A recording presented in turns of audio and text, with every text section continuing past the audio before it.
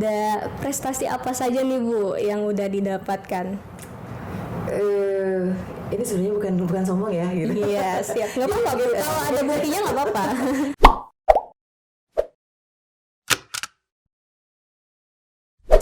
Halo sahabat Bawaslu, kembali lagi di acara podcast Ngopi Seru, Ngobrol Pemilu bersama Bawaslu. Hari ini saya Rini Oktavianti akan memandu acara podcast kita pada hari ini. Nah, di depan saya sekarang sudah ada Ibu Dewi Rusmala nih. Ibu Dewi Rusmala ini Koordif Hukum, Humas, dan Datin ya Bu? Iya. Nah, kalau biar lebih akrab nih, kita biasa panggil Bu Dewi Rusmala ini dengan sebutan Bude. Gimana kalau kita panggil aja Bude ya Bu ya? Biar lebih akrab gitu ngomongnya. Boleh, karena sehari-harinya juga dipanggil Bude kalau di Bawaslu Provinsi. Oke, siap Bu. Oke, ini sebelum kita masuk ke pertanyaan-pertanyaan nih, kita punya sedikit pantun nih. Nih, ke pasir padi di akhir pekan, Cakep. pesan ikan bakar dengan terasi. Cakep. Podcast ini kita adakan agar masyarakat melek informasi. Cakep. Mana nih tepuk tangannya? Kok nggak ada ya? Sepi. Oke, terima kasih. Nah, sebelum kita masuk nih ke pertanyaan-pertanyaan, kita mungkin sedikit bicara-bicara tentang divisi yang Ibu pegang dulu nih ya Bu, di Hukum, Humas, Datin tuh. Boleh ceritakan Bu sedikit tentang apa itu sih divisi Hukum, Humas, dan Datin itu sendiri? Oke. Mungkin saya berawal dari 2019 ya, karena sebelumnya di 2019 ini masih di divisi hukum, jadi belum ada humas dan datin itu belum bergabung ke divisi hukum. Intinya di 2019 itu kita saya masih berada di divisi hukum saja. Nah, kemudian di akhir 2019 itu sekitar di bulan September 2019 ini divisi hukum menjadi divisi hukum dan data informasi. Itu di 2019. Kemudian di 2020 awal, nah kita menjadi divisi hukum, humas, datin. Nah, jadi kalau dulu hanya mengampu satu divisi ya, kalau sekarang jadi satu divisi menjadi 3 gabungan. Kompleks ya Bu. Iya, langsung bergabung di situ ada 3 item yang bergabung. Nah, mungkin dari awalnya tadi dari 1 menjadi 3 item, otomatis pekerjaan yang ada di divisi hukum, humas, datin pun akan semakin bertambah. Wah, mantep nih Bu, seorang Sri Kandi mengampu 3 divisi sekaligus. Itu boleh cerita? Satu divisi dan Iya, 3 item ya Bu. Boleh divisi. mungkin cerita gimana suka dukanya Bu selama di divisi yang mengampu 3 item ini? Oke. Mungkin kalau di divisi hukum di awalnya ya, di divisi hukum ini tidak terlalu rumit dan tidak terlalu banyak ya untuk pekerjaannya, karena kalau Pak Koordip kita bilang, itu pimpinan RI bilang kalau divisi hukum ini lebih ke bagian awal dan bagian akhir, jadi pembuka dan penutup untuk divisi hukum. Nah, kalau intinya divisi hukum sendiri kita lebih fokus kepada bagaimana nanti membuat kajian-kajian di internal ya. Nah, kemudian kalau di eksternalnya kita lebih nanti mengampu untuk PHP dan PHPU-nya pada saat ada sengketa di Mahkamah Konstitusi. Kalau untuk yang hukumnya, ya. Kemudian ke humasnya nih Bu. Bertambah di humas, nah ini semakin luar biasa karena mungkin kalau saya pribadi menganggap humas ini adalah wajah lembaga ya, wajah lembaga. Jadi bagaimana kita menunjukkan lembaga Bawaslu ini bekerja melalui divisi humasnya. Nah, kalau untuk Datin sendiri kita lebih bagaimana menyediakan informasi kepada masyarakat, artinya bagaimana masyarakat bisa melihat dan menerima informasi kita. Kalau dulu kita tahu mungkin untuk permintaan informasi ini prosesnya agak ribet, tapi sekarang nanti mungkin kita lebih bicara di diskusi kita nanti ya, bagaimana nanti kita akan lebih mempermudah dalam pencarian informasi atau mendapatkan informasi yang ada di Bawaslu. Nah, oke nih, karena udah disinggung tentang Datin nih, kita bahas ke data informasi berarti ya Bu ya, hari ini. Nah, data informasi itu kan kita biasa ngomongin tentang PPID nih Bu. Mungkin boleh sedikit di-share ke teman-teman sahabat Bawaslu yang ada di rumah nih. Apa sih itu PPID itu Bu? Kalau kepanjangannya sendiri PPID itu Pejabat Pengelola Informasi dan Dokumentasi, ya itu kepanjangannya dari PPID. Tapi lebih tepatnya kalau PPID itu bagaimana kita menyediakan, mengumpulkan informasi, menyediakan, kemudian menyajikan informasi itu lebih kepada masyarakat. Oke, berarti nanti masyarakat itu ketika mereka butuh data nih kepemiluan atau tentang Bawaslu itu mereka bisa datang ke kita untuk meminta informasi. Nah, untuk prosesnya sendiri Bu, bagaimana nih untuk masyarakat nih yang datang ke Bawaslu Bubble untuk bisa mendapatkan informasi-informasi yang mereka butuhkan? Oke. Ini mungkin kalau ini proses yang agak lambat ya. Kalau saya mengatakan kalau datang ke Bawaslu mungkin prosesnya agak lebih ribet ya. Tapi ini yang kita gunakan di awal-awal untuk mendapatkan informasi dari Bawaslu. Peminta atau yang membutuhkan informasi datang langsung ke kantor. Nah ini mungkin nanti ada form yang harus diisi oleh mereka untuk meminta informasi. Kemudian mereka juga harus menjelaskan untuk apa informasi itu mereka minta. Nah kemudian mereka harus juga melampirkan fotokopi KTP. Jadi mungkin agak beribet dan sekarang kita lebih mempermudah. Jadi gimana tuh cara ini yang itu? mungkin yang terus kami sosialisasikan kepada masyarakat ya, bagaimana nanti masyarakat lebih mudah dalam mendapatkan informasi yang ada di Bawaslu.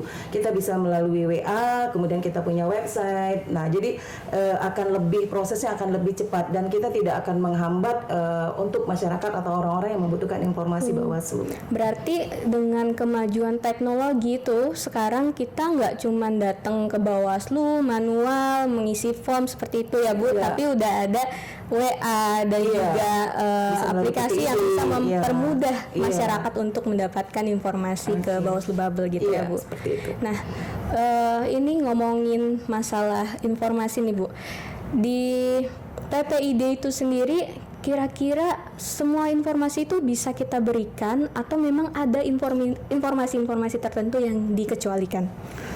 Kalau di Bawaslu sendiri ya, ini banyak sekali informasi yang dikecualikan sebenarnya. Jadi memang ada beberapa informasi yang tidak boleh kita publish. Nah terkait dengan kalau saya lebih melihat ya informasi-informasi yang dikecualikan atau yang tidak boleh dipublish untuk masyarakat, ini lebih kepada hasil pengawasan dari Bawaslu. Kemudian misalnya ada permasalahan sengketa atau misalnya ada pengajuan misalnya laporan ya atau temuan. Nah lebih kepada from dari hasil pengawasan. Seperti kalau misalnya kita turun ke lapangan, ini ada yang kita namakan kalau di Bawaslu ya, ada yang namanya form A pengawasan. Nah ini juga bersifat dikecualikan. Tapi, nah ada tapinya. Informasi yang dikecualikan ini kita tidak akan tutup secara, artinya tidak kita tutup secara benar-benar tertutup ya. Kita akan memberikan informasi walaupun hanya kata orang itu sejenis kayak ringkasan atau rangkuman dari from yang kita buat tadi. Berarti yang kita kecualikan itu yang sifatnya masih proses ya Bu? Iya, masih belum proses. hasil ya? Iya, contohnya misalnya pada saat kita menangani kasus. Nah, kalau dia belum ada putusan, nah ini akan kita jadikan informasi yang dikecualikan dulu. Tapi begitu dia sudah menjadi atau ada satu putusan, akan kita buat menjadi informasi yang bisa dipublish. Oke, bisa dipahami. Oke.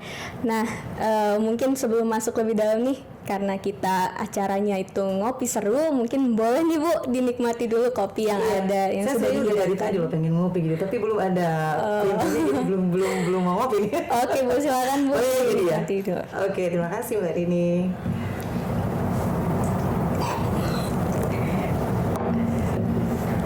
Nah, kita lanjut lagi lah Bu ya. Iya.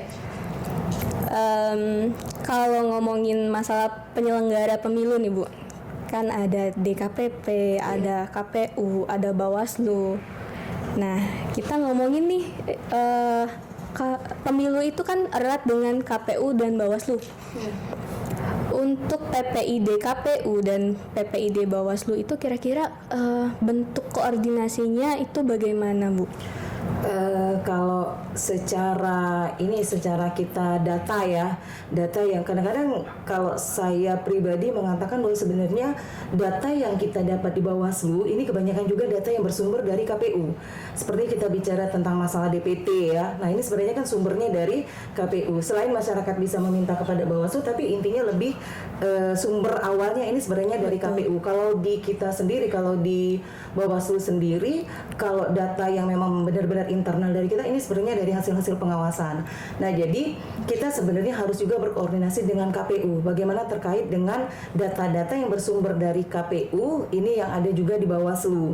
Nah, biasanya kita juga akan koordinasi apakah data ini termasuk informasi yang dikecualikan di KPU. Nah, bagaimana nanti itu akan kita proses juga di Bawaslu. Iya, jadi sebelum kita membuka data itu ke publik, kita juga ada koordinasi nih ke KPU. Boleh nggak nih data ini dibuka gitu ya, Bu? Oke. Nah, selain ke KPU ini kan kita juga punya jajaran di Bawaslu Kabupaten Kota. Iya. Nah, bentuk peran daripada Bawaslu Provinsi Babel ini kepada jajarannya di Kabupaten Kota itu kira-kira bagaimana, Bu? Mungkin boleh biar teman-teman di rumah nih tahu nih. Jadi di Bawaslu Provinsi selain di Bawaslu Provinsi itu ada Bawaslu Kabupaten loh gitu. Iya. Dan bagaimana pola pendampingannya ke kabupaten kota seperti itu. Kalau dari internal kita sendiri, ini kejajaran kita ya, jajaran internal kita lebih bagaimana mereka juga mensosialisasikan PPID mereka kepada stakeholder yang terutama ya, stakeholder yang menunjang juga kegiatan-kegiatan yang dilakukan oleh Bawaslu dalam segi pengawasannya. Jadi kita juga kemarin di 2021 itu saya sempat menghadiri sosialisasi dari PPID setiap kabupaten kota. Jadi masing-masing kabupaten kota memang sudah mengadakan sosialisasi kepada stakeholder dan juga kepada masyarakat terkait dengan ketersediaan informasi yang ada di PPID kabupaten kota. Nah, kemudian kita juga melihat bagaimana keaktifan website mereka, keaktifan PPID mereka. Jadi dalam satu tahun ya kita akan mengadakan juga monitoring evaluasi. Nah, terkait juga dengan bagaimana website dan PPID yang ada di Bawaslu kabupaten kota di Provinsi Kepulauan Bangka Belitung. Oh, berarti jadi setiap tahunnya itu ada monitoring dari Bawaslu Provinsi ke kabupaten kota. Iya, wajib itu. Wajib ya, Bu. Iya, untuk memantau ya. Untuk memantau. Oke. Nih ngomongin masalah tadi kan dibahas sedikit tentang teknologi yang mendukung pelayanan informasi publik ini. Ada nggak sih, Bu, inovasi yang udah dilakukan oleh Bawaslu Provinsi terkait dengan keterbukaan informasi publik ini? Nah, ini mungkin yang menarik ya yang ada di Bawaslu Provinsi Kepulauan Bangka Belitung. Selain PPID kita, jadi selain PPID yang menyediakan data internal dari lembaga Bawaslu, kita juga barusan mengadakan launching untuk Sidita Pasir Padi. Sidita Pasir Padi. Nah, ini mungkin sempat juga yang dipertanyakan oleh stakeholder kita, bahkan dari jajaran Bawaslu internal kita menanyakan juga apa sih perbedaan antara PPID dengan Sidita Pasir Padi ya. Iya. Nah, saya di sini juga menegaskan bahwa sebenarnya untuk PPID itu dia lebih menampilkan atau menyajikan data yang bersifat internal dari Bawaslu Provinsi atau Bawaslu Kabupaten Kota. Tapi untuk Sidita Pasir Padi kita juga selain menampilkan data internal dari Bawaslu, juga menampilkan data eksternal yang kita dapat dari stakeholder. Stakeholdernya itu apa saja? Boleh mungkin disebutkan. Jajaran kita sesama penyelenggara. Nah, dari KPU, baik itu KPU Provinsi dan KPU Kabupaten Kota, kemudian kita juga menggait stakeholder dari partai politik. Jadi kita sudah mengadakan sosialisasi juga untuk di provinsi sudah kita lewati semua, bahkan sudah banyak juga data yang diupload dari eksternal, dari stakeholder kita, entah itu dari KPU dan dari partai politik untuk di Sidita Pasir Padi. Nah, yang sekarang sedang kita lakukan itu adalah bagaimana kita memasukkan atau menginput data yang berasal dari stakeholder yang berada di kabupaten kota. Jadi sampai dengan hari ini ya kita masih proses untuk sosialisasi kepada stakeholder yang ada di kabupaten kota terkait dengan input data eksternal di Sidita Pasir Padi. Jadi itu inovasi yang sudah dilakukan oleh Bawaslu Provinsi Kepulauan Bangka Belitung. Luar biasa. Berarti selain PPID itu ada juga yang namanya Sidita Pasir Padi. Iya, cantik namanya. Dan Sidita Pasir Padi. Siapa Sidita itu? Nah, itu dia. Nah, masalahnya ketika di sana kita juga melibatkan partai politik ya, Bu. Iya, mungkin boleh sedikit di-share.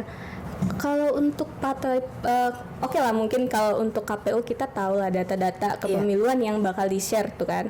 Nah, tapi kalau kita ngomongin partai politik, kira-kira apa nih yang mereka bisa share di Sidita Pasir Padi? Oke. Kalau sampai dengan hari ini ya, yang saya lihat di Sidita Pasir Padi itu yang sudah diinput oleh partai politik itu adalah struktur organisasi dan SK kepengurusan yang ada di partai politik di Provinsi Kepulauan Bangka Belitung, baik itu DPD ataupun DPW-nya. Sebenarnya ini memang dari awal waktu kita sosialisasi kita pertegas untuk mempermudah nanti kita di 2024 pada saat mungkin pelaksanaan kampanye ya. Nah, kita akan melihat siapa sih pengurus partai politik yang ada di kabupaten, kemudian sampai ke jajaran kecamatan. Jadi ini untuk mempermudah kita juga baik itu dari Bawaslu atau KPU nanti untuk dipersiapkan 2024. Jadi kalau saya lihat yang sudah diinput itu lebih ke struktur kepengurusan ya, SK kepengurusan yang ada di partai politik.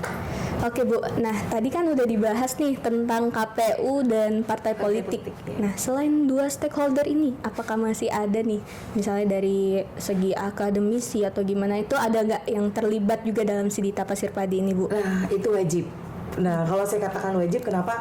Karena kita sampai dengan hari ini ya, mungkin di Bangka Belitung ini, di Provinsi Kepulauan Bangka Belitung, kita punya Universitas Bangka Belitung yang sudah banyak sekali mengeluarkan ya yang alumninya sudah sangat luar biasa banyak dan universitas negeri yang mungkin sudah dikenal di mana-mana dan mahasiswanya juga begitu banyak ya. Jadi kita sudah bekerja sama juga dengan UBB terkait dengan data-data yang dari UBB. Nah, di sini mungkin lebih saya tegaskan lagi, sebenarnya Sidita Pasir Padi ini juga mempunyai fungsi kita barter ya, barter dari informasi. Jadi dari Bawaslu, dari Bawaslu menyediakan informasi terkait dengan pengawasan, kemudian dari KPU menyediakan informasi terkait dengan hasil mereka dalam tahapan-tahapan ya, dalam setiap tahapan. Kemudian juga dari universitasnya juga kita membutuhkan misalnya apa sih pengamatan mereka mungkin terkait dengan bagaimana nanti persiapan Bangka Belitung ya, Provinsi Kepulauan Bangka Belitung di 2024. Dan sebenarnya juga dari Bawaslu Provinsi Kepulauan Bangka Belitung sudah mengadakan MOU dengan UBB terkait dengan penyediaan data. Apabila juga nanti ada mahasiswa-mahasiswa yang dalam proses pembuatan skripsi yang membutuhkan data-data untuk demokrasi, entah itu pemilu atau pilkada yang ada di Provinsi Kepulauan Bangka Belitung atau yang ada di kabupaten kota yang ada di Provinsi Kepulauan Bangka Belitung. Jadi kita sebenarnya sudah lebih meluas untuk yang di UBB-nya. Oke, berarti kita ngomong nih kata saling nih Bu. Kalau kerjasama itu kan saling ya Bu. Berarti ketika kita juga menyediakan informasi kepemiluan untuk mereka dan mereka juga menyediakan bisa menulis artikel, menulis jurnal untuk ya Bu di penelitian mereka yang terkait dengan demokrasi yang ada di Provinsi Kepulauan Bangka Belitung. Baik Bu. Nah, kita udah ngomongin masalah PPID, terus ke Sidita Pasir Padi. Mungkin sekarang kita balik lagi nih ke masalah data informasi lagi nih. Nah, selama Ibu mengampu di Divisi Hukum Humas Datin ini, ada prestasi apa saja nih Bu yang udah didapatkan? Ini sebenarnya bukan sombong ya gitu. Iya, siap. Nggak apa-apa Bu. Kalau ada buktinya nggak apa-apa. Jadi kita lebih bercerita ya. Sebenarnya di 2019, nah itu pertengahan jalan saya mengampu ya, karena tadi di awal saya sudah mengatakan bahwa sebelumnya hanya divisi hukum. Nah di 2019 ini berproses, humas itu masuk ke Humas Datin ya, masuk ke di divisi hukum. Dan alhamdulillah waktu itu Bawaslu RI mengadakan pemeringkatan terkait dengan keterbukaan informasi yang ada di internal jajaran Bawaslu Provinsi seluruh Indonesia. Jadi ada 34 provinsi ya. Tapi mungkin waktu itu kita tidak terlalu saklek ya, jadi tidak terlalu detail untuk dalam pemeringkatannya. Hanya di 2019 itu kita masuk uji akses dari Bawaslu RI, bagaimana sih terkait dengan misalnya email kita, website kita apakah aktif. Nah itu langsung mereka rinci, kemudian mereka meminta data yang harus segera kita respon gitu ya. Nah waktu itu mungkin kita tidak tahu bahwa ini proses pemeringkatan gitu kan. Dan alhamdulillah di 2019 ini Bawaslu Provinsi Kepulauan Bangka Belitung mendapat peringkat ke-9. Di awal 2019. Ya, di awal ini pemeringkatan yang pertama dilakukan oleh Bawaslu RI. Kemudian di 2020, nah ini juga pada masa pandemi dan pemeringkatannya juga, pengumuman pemeringkatannya juga tidak ini ya hanya melalui online ya. Jadi saya bilang ini pasti nggak seru ini kan gitu kan, pada saat kita misalnya mendapatkan predikat informatif tapi tepuk tangannya hanya di rumah gitu kan. Dan di 2020 alhamdulillah ini Bawaslu Provinsi Kepulauan Bangka Belitung mendapat peringkat kedua, ini di bawah posisi Jawa Tengah ya. Wow. Iya, jadi memang kalau saya katakan peningkatan jauh ya Bu, ya sebenarnya dari gitu. 9 ke Karena 2. kemarin waktu kita bicara dengan para komisioner yang ada di Bawaslu Provinsi Kepulauan Bangka Belitung, permintaan Pak Ketua kita masuk di 5 besar ya gitu ya. Jadi setelah 10 besar di 2000 ya, targetnya untuk 2020 kita ada di 5 besar ya. Nah, jadi ternyata nah alhamdulillah, dan mungkin saya juga agak kaget gitu kan, karena kita tahu kalau kita bicara di 34 provinsi masih banyak provinsi yang lebih maksudnya lebih luas ya dari kita. Ya, kalau kita bicara Bangka Belitung kita hanya mempunyai 6 kabupaten dan 1 kota. Ya. Tapi mungkin kalau teman-teman bilang ini ngurusnya nggak ribet gitu kan. Jadi kalau hanya 6 kabupaten 1 kota, kalau minta laporannya Dengan cepat. sarana yang terbatas. Jadi gerakannya agak cepat gitu kan Iya. kalau dibandingkan dengan provinsi-provinsi yang besar. Jadi alhamdulillah di 2020 bisa peringkat kedua, dan 2021 juga alhamdulillah. Kalau saya bilang mempertahankan peringkat kedua itu agak ribet sama Iya. Pak Ketua. Ternyata ada kejutan lagi. Ada kejutan lagi, dan mungkin ini agak mengejutkan benar ya, surprise banget bagi saya, karena di 2021 ini, sistem pemeringkatannya lebih saklek lagi. Jadi kita menggunakan sistem pemeringkatan yang dilakukan oleh KI Pusat. Nah, ada yang namanya SAQ yang harus kita input di bagian data informasi ya di setiap provinsi. Itu ada 49 item yang harus kita input. Nah, di mana dalam penginputan itu juga harus ada bukti. Jadi mungkin saya ambil contoh satu pertanyaannya, apakah Bawaslu Provinsi Babel mempunyai website yang aktif? Nah, apa linknya? Nah, itu mungkin dicek oleh mereka Ada satu. buktinya, Iya, Bu. buktinya apa? Jadi nggak sekedar ngomong kalau ini tuh ada, tapi ada. Itu yang agak ribet saya katakan. Nah, kemudian setelah kita menginput SIQ tadi, ini ada juga yang namanya proses wawancara. Ada wawancara. Nah, pada saat wawancara itu kita masuk ke dalam ruangan, yang di dalam ruangan itu ada dari Kapus Datinnya, kemudian ada Pak TA, kemudian ada juga dari bagian Humas. Nah, pertanyaan-pertanyaannya apa sih inovasi ke depan dari PPID, dari setiap provinsi ya, itu pertanyaan. Kemudian ada pertanyaan juga yang berhubungan dengan uji akses. Uji akses. Iya, karena memang di antara kami yang masuk waktu itu ada 6 provinsi yang masuk ke dalam satu ruangan. Ada beberapa provinsi yang dalam uji aksesnya belum menjawab uji akses itu. Di SAQ Iya, tadi bukan ya. SAQ. Jadi uji akses itu lebih dari Bawaslu RI meminta informasi melalui email. Nah, ada yang sampai dengan wawancara itu emailnya belum dibales gitu. Jadi informasi yang diminta Bawaslu RI itu belum dijawab. Dan alhamdulillah Bawaslu Provinsi Babel ini aktif ya. Jadi dalam 1 hari proses langsung dijawab. Dan memang di 2021 tadi alhamdulillah kita mendapatkan peringkat ke-1, dan Jawa Tengah itu berada di peringkat kedua di bawah kita. Jadi mungkin tangan dulu dong. mungkin ya kalau saya katakan ini keberhasilan dari provinsi yang disertai dukungan dari Bawaslu Kabupaten Kota ya. Karena biar bagaimanapun juga bagian dari provinsi itu adalah kabupaten kota, di mana PPID-nya juga menunjang di PPID Bawaslu Provinsi. Seperti itu. Itu mungkin yang saya dapat selama 3 tahun ada di Divisi Hukum Humas Datin di Bawaslu Provinsi Kepulauan Bangka Belitung. Nah, tadi kan berarti pemeringkatannya dari Bawaslu RI ya, Bu? Iya. Kalau untuk dari KI sendiri nih di daerah, di provinsi Babel ya, nih. di Babel ya. Nah, ada rencana pemeringkatan juga nggak Bu nih, denger nih Bu? Nah, ini mungkin yang kemarin ya sempat kita bicarakan waktu saya menghadiri evaluasi di KI Babel.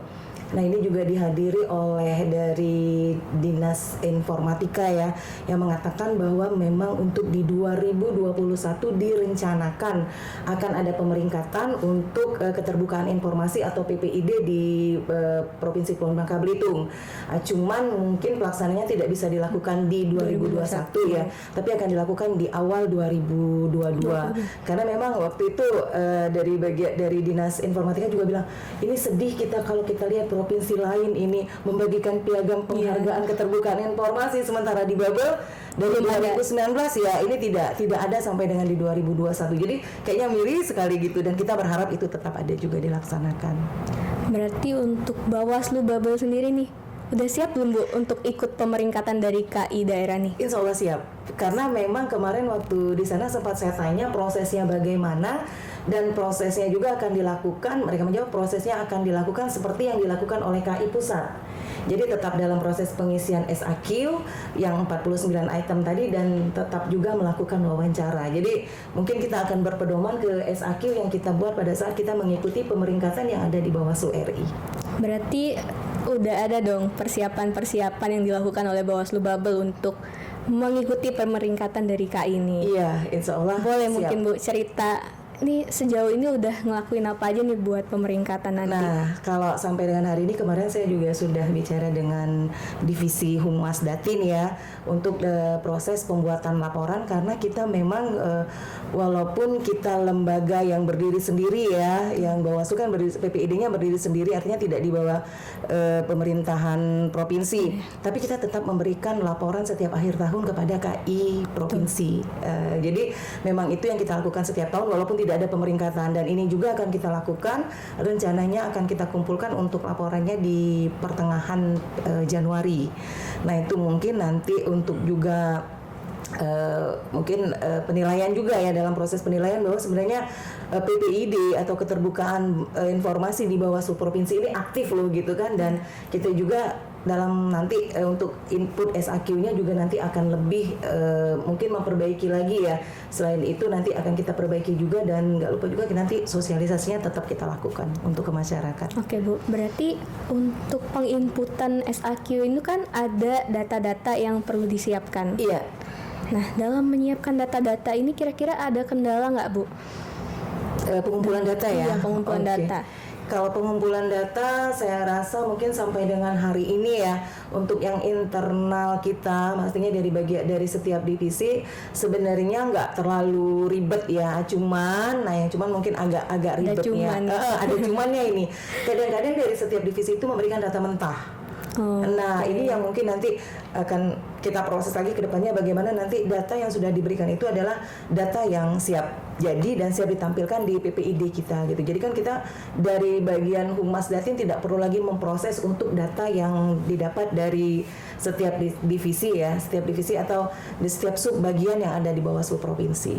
Ya, jadi ketika kita minta itu data udah siap harusnya. Iya, tinggal kita masukkan aja, tinggal kita input dan kita tampilkan. Oke, terakhir nih Bu. Iya. Pertanyaan terakhir, bicara ke 2022 nih, harapan Ibu nih ke depannya untuk PPID Bawaslu Babel dan juga kepada masyarakat nih, apa Bu? Saya berharap ya lebih banyak lagi informasi yang ditampilkan atau yang kita bisa sajikan di PPID kita terkait dengan informasi yang tidak dikecualikan ya. Nah, kecuali memang untuk informasi yang dikecualikan mungkin akan lebih berproses lagi yang kedepannya.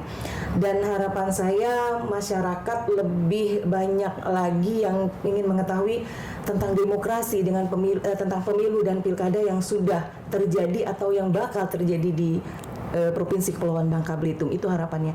Jadi kalau selama ini mungkin masyarakat bingung mau mencari informasi, mencari data kemana, tapi dengan adanya PPID ini akan lebih mempermudah masyarakat dalam mendapatkan informasi dari Bawaslu. Oke Bu, berarti PPID ini sangat membantu sekali untuk masyarakat yang ingin tahu tentang kepemiluan dan juga tentang Bawaslu ya Bu ya. Iya. Oke Bu, sudah jauh nih pembicaraan kita. Mungkin boleh ngopi dulu nih Bu, buat agak seret Bu. Boleh kita habisin ya. Agak seret iya. Mungkin boleh ngopi dulu. Oke. Kopinya manis ya hari ini. Kayak Ibu. Hah? Berdua lah Bu. Berdua ya. Oke sahabat Bawaslu, sekian ngopi seru kita bareng Bude. Nah, di akhir nih kita ada penutup lagi karena tadi di awal kita udah buka dengan pantun, Bu. Di akhir ini juga mau kasih pantun iya. Tahun baru adalah awal. Cakep. Waktunya kita mulai berkarya. Cakep. Sama-sama kita kawal. Bawaslu terbuka, pemilu terpercaya. Sahabat Bawaslu, akhir kata saya ucapkan terima kasih atas waktunya yang sudah meluangkan untuk nonton kita berdua nih, Rini Oktavianti dan juga Ibu Dewi Rusmala. Sampai jumpa di acara podcast kita selanjutnya. Jangan lupa tonton ya. Nah nih biar sah nih Bu, kayak di YouTube yang lain nih. Iya, gimana itu? Jangan lupa subscribe, comment, and like, dan replay ya. Jangan lupa. Jangan lupa.